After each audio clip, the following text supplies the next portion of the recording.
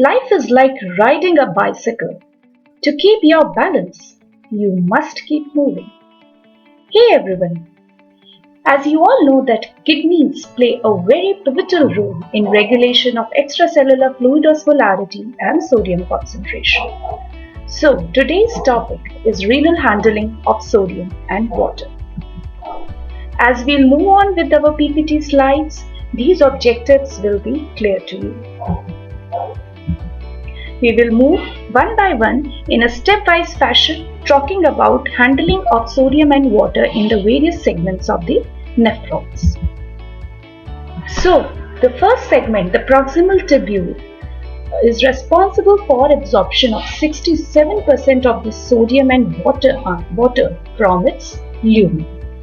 The key element in the proximal tubular reabsorption is sodium potassium ATPase path.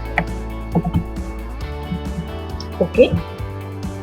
As the fluid which is filtered through the glomerulus into the proximal tubule, it moves down the proximal tubule, it remains essentially isoosmotic in nature.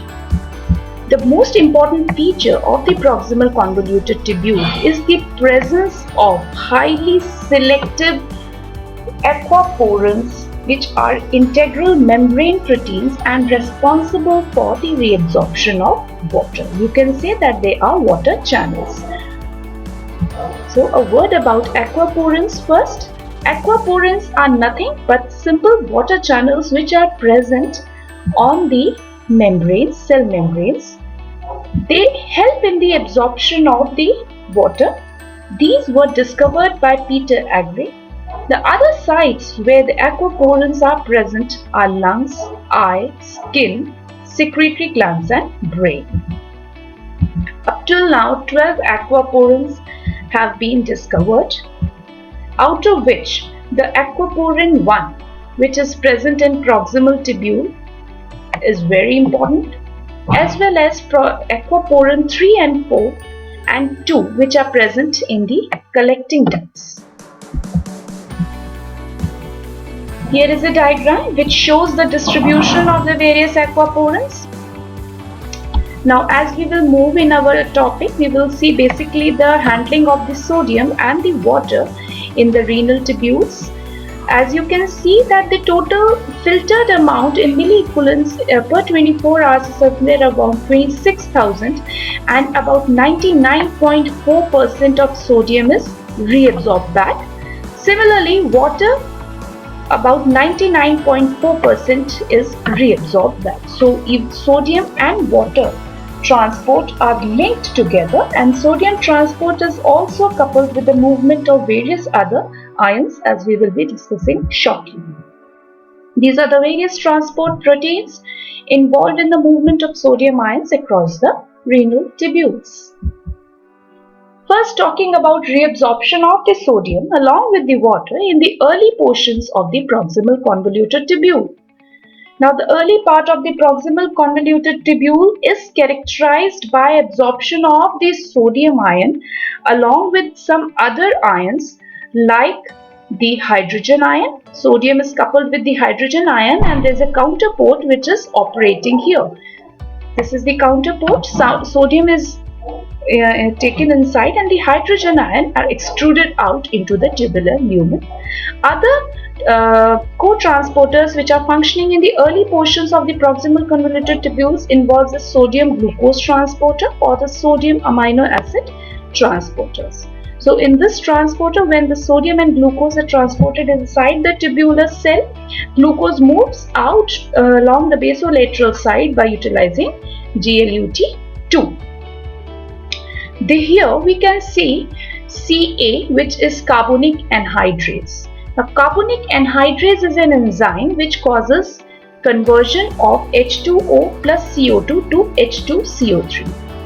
And mind you, this carbonic anhydrase enzyme is a very important enzyme which speeds up the chemical reaction of formation of H2CO3. The other sites where carbonic anhydrase is present includes the RBC, the gastric mucosa, the pancreatic cells, as well as the renal tubules.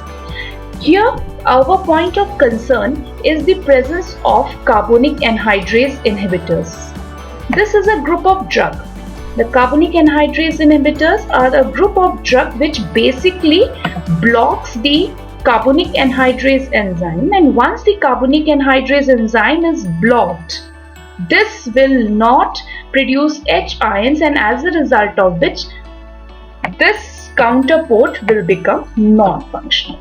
So as a result of this, sodium ion will not be absorbed. So carbonic anhydrase inhibitors like acetazolamide are a group of drugs which are utilized to cause loss of sodium as well as loss of bicarbonate. They can cause hypokalemia as well as metabolic acidosis because of loss of bicarbonate also. Alright.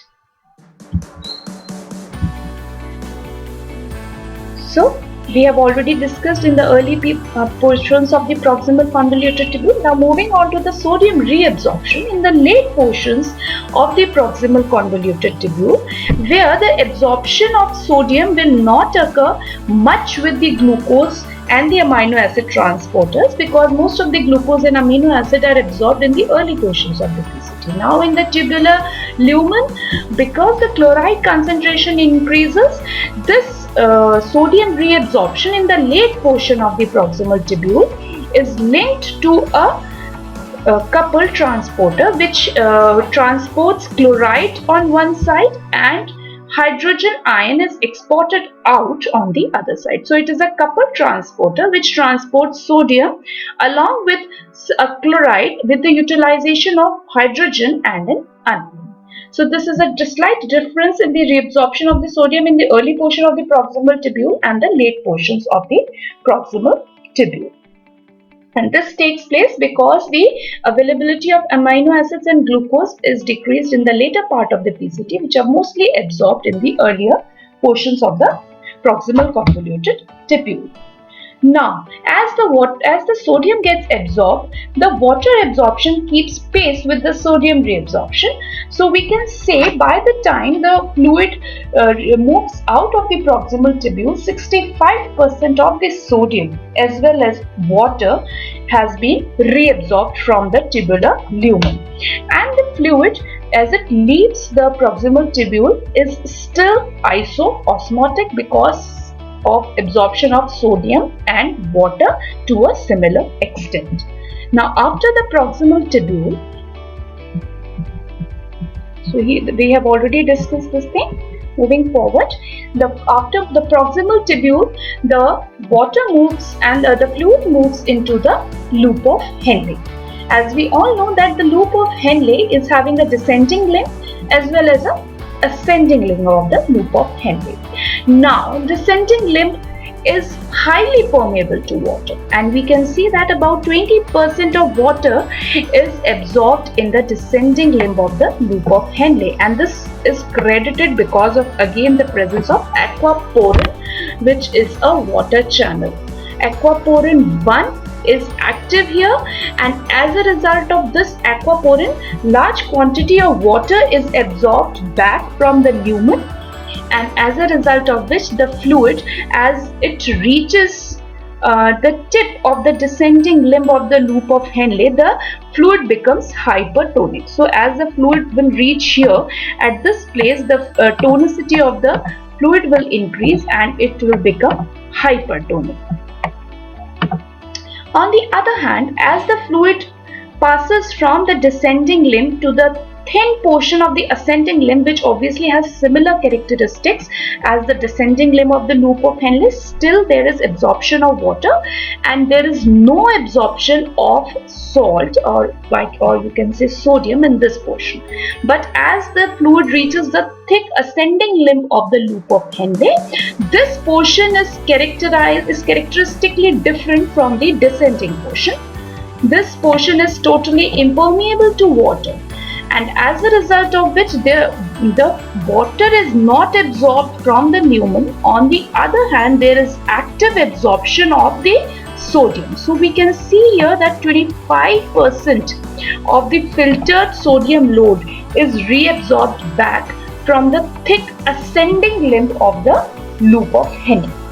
But there is no absorption of water. So what will happen? There is absorption of solute without absorption of water, as a result of which the fluid finally, when it reaches till the end of the thick ascending limb of the loop of Henle, it will become hypoosmotic. So that means the fluid which was hyperosmotic here will become hypoosmotic till it reaches the ascending limb of the loop of Henle's end. Now, what are the channels or the co-transporters which are helping in the absorption of the sodium in the thick ascending limb of loop of Henle? Okay, now let's see.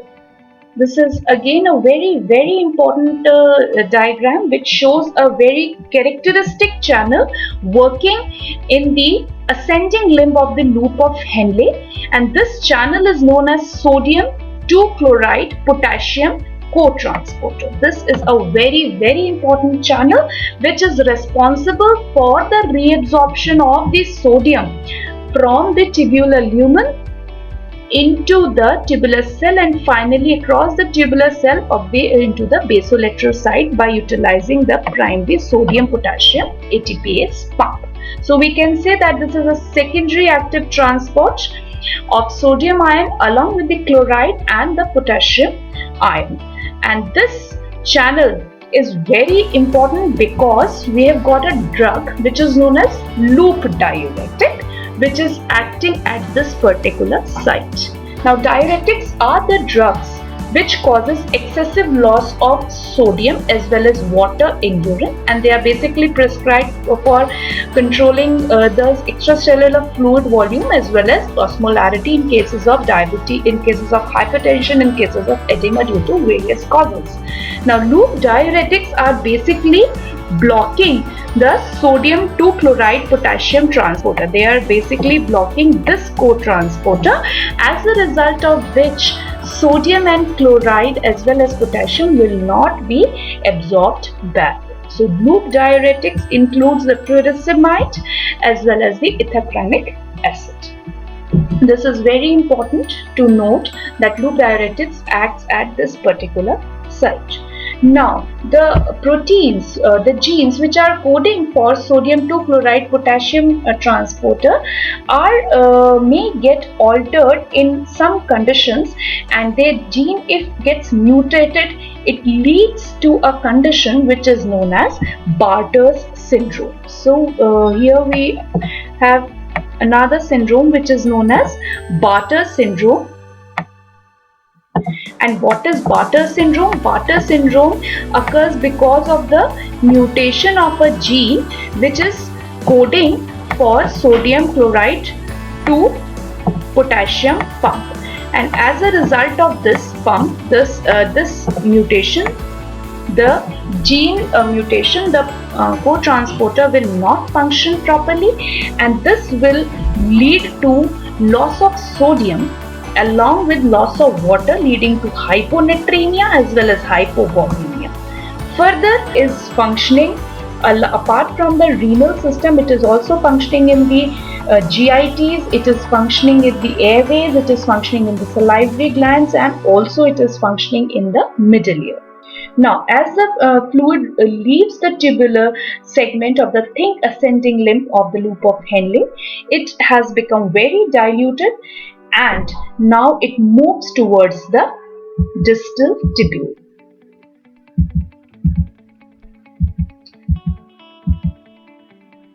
Early portions of the distal tubule receives the fluid which is now hypotonic. Even this portion is virtually impermeable to water and also urea, but it avidly absorbs sodium ions. About 5% of the filtered load of sodium chloride is reabsorbed back in the early segments of the distal tubule. Therefore, this part is known as the diluting segment because it is playing a role in dilution of the tubular fluid. Again, an important MCQ question: what is the diluting segment? Diluting segment is the early portion of the distal tubule which helps in further dilution of the fluid. Now in the early portion of the distal tubule, we have got a channel, sorry, not a channel, a co-transporter, which is a sodium chloride co-transporter, and this sodium chloride co-transporter is responsible for the reabsorption of the sodium along with the chloride, and this is again helped by the sodium potassium ATPase pump, which is functioning on the basolateral membrane. So in the ascending thick limb of loop of Henle, we have sodium 2-chloride potassium co-transporter, whereas in early segments of the distal tubule, we have sodium chloride co-transporter. Another point of interest here is the presence of another important drug which is acting here, and these are known as thiazide diuretics. Again, a category of drug which causes loss of sodium in urine by blocking the sodium chloride co-transporter. So this is again a very important MCQ question, that the sodium chloride co-transporter is blocked, is the target site for the action of the thiazide diuretics, and therefore they causes loss of sodium ion as well as water in urine.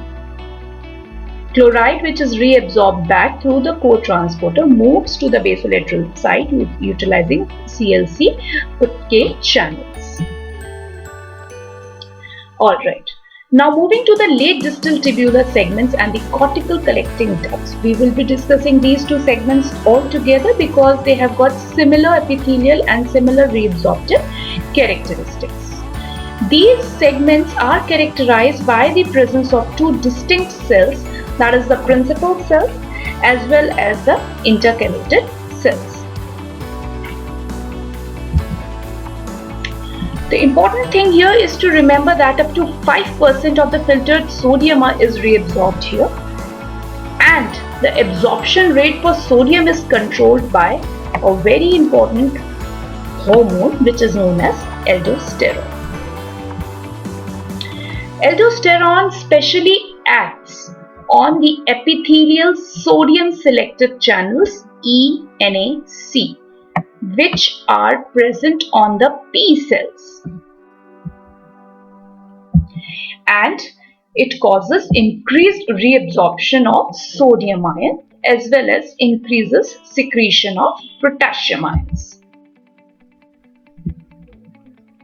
And this site is a very interesting site because two diuretics are acting here. They include the aldosterone antagonists as well as the sodium channel blockers, which includes amiloride and triamterene. These two diuretics are known as the potassium sparing diuretics. Now we will see the action of aldosterone, how it is functioning here.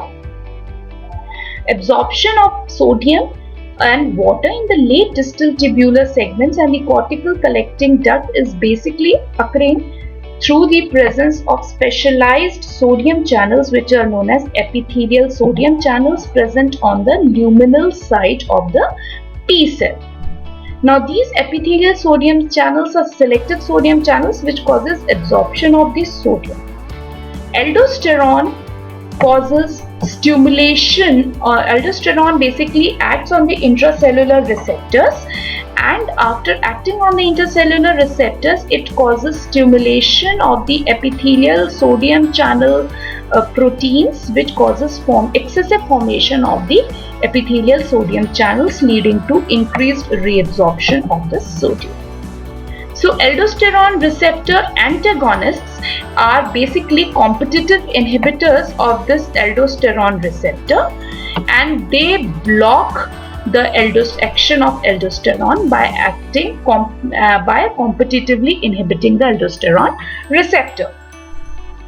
And once these receptors are blocked, the action of to increase epithelial sodium channel expression does not occur, so it gets decreased, and finally the reabsorption of sodium will not occur. Okay.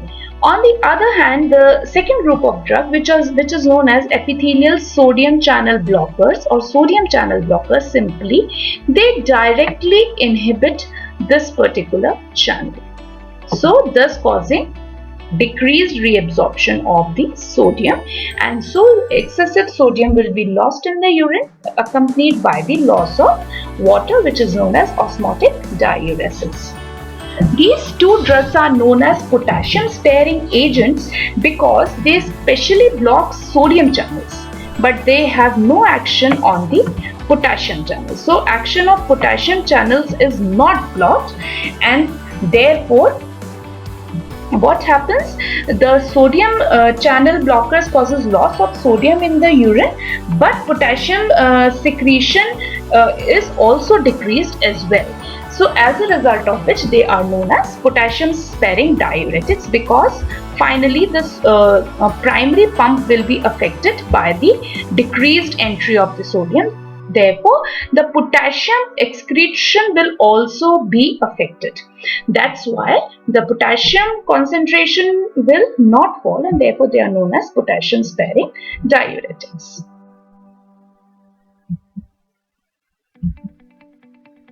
Now, along with the reabsorption of sodium, the reabsorption of water is also very critical in late distal tubule and the cortical collecting ducts.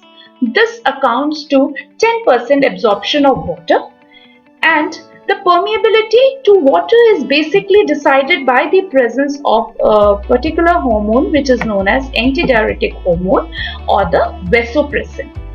The action of vasopressin is mediated by the V2 receptors, and these receptors are present on the P cells, and their key site of action is the aquaporins 2. So what are these doing? These ADH hormone is basically involved in the sending of these aquaporin 2 vesicles, which are stored in the cytoplasm. They initiate the movement of these aquaporin vesicles and their internalization onto the cell membrane surface. So this action of aquaporin is enhanced by the presence of vasopressin or the ADH. So once the aquaporins on the basolateral membrane as well as on the luminal membrane increases, the water will be, the solute-free water will flow directly through these water selective channels, and there will be maximum absorption of water. Now finally, as the fluid moves out of the cortical collecting duct, it reaches the final segment, which is the medullary connecting duct. Medullary connecting duct is the final site of processing of the urine, and approximately 5% of filtered water and sodium are reabsorbed back. Is also controlled by the antidiuretic hormone. One other important thing to remember here is that medullary collecting duct is also permeable to urea, which plays an important role in concentration and the dilution of the interstitium and as well as urine. We will be discussing in further lectures about this. So, finally in the medullary connecting duct, the maximum water reabsorption can occur under the effect of ADH, and the concentration of urine can range from 30 milliosmoles to 1400 milliosmoles. Here is a summary of sodium reabsorption in the various segments of the nephrons, proximal tubule, loop of Henle, and the distal collecting tubules and the collecting ducts. This is the absorption of water in the various segments, showing where the water is absorbed passively and which portions are responsive to the action of antidiuretic hormone. So I hope I am clear with my topic of renal rehandling of sodium and water in the various segments of nephrons. Thank you for your patience hearing. Stay safe and stay healthy. Bye.